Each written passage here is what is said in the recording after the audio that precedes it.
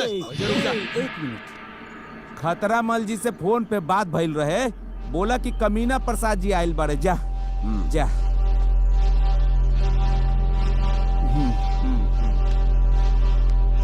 खतरा मल।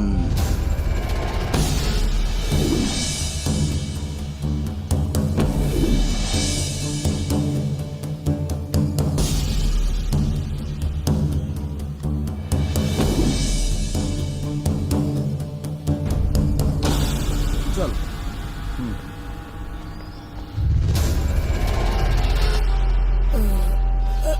जी आदाब। आदाब आदाब आदाब। कहाँ बोला? हम जो फोन कैले रहनी नु, हाँ जो ना क्लाइंट के बारे में, हाँ। वो क्लाइंट के बेटा ये बड़े। क्लाइंट के बेटा? जी जी जी। काम हो जाए। कहाँ फंसा दिले यार? जौन आदमी के खैला के अलावा कुछ कामे ना हुई, इमोट आदमी से दौड़ लो जाइए।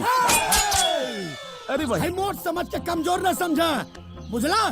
काम में दम और सफेदी चमाचम। खतरा मल ना है मार।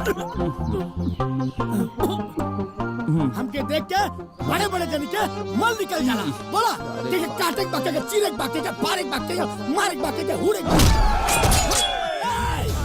चुप चुप चुप चुप चुप। शांति। क्लाइंट का मूड डिस्टर्ब है। हाँ हाँ हाँ। वो हमार बाबूजी हमार। तुहार बाबूजी? हाँ हाँ। अच्छा अच्छा। हाँ तब सिर्फ गोली मारे एक बार। Sorry sorry. हाँ, फिर सॉरी बोल रहे।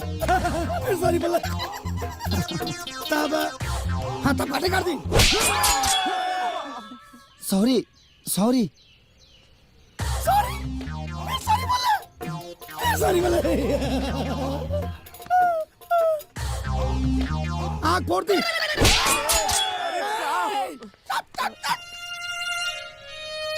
समझा समझा समझा, कैसे समझाई? हम गुंडा है, हम क्या बोले था? क्लाइंट के मूड समझा। वे सॉरी।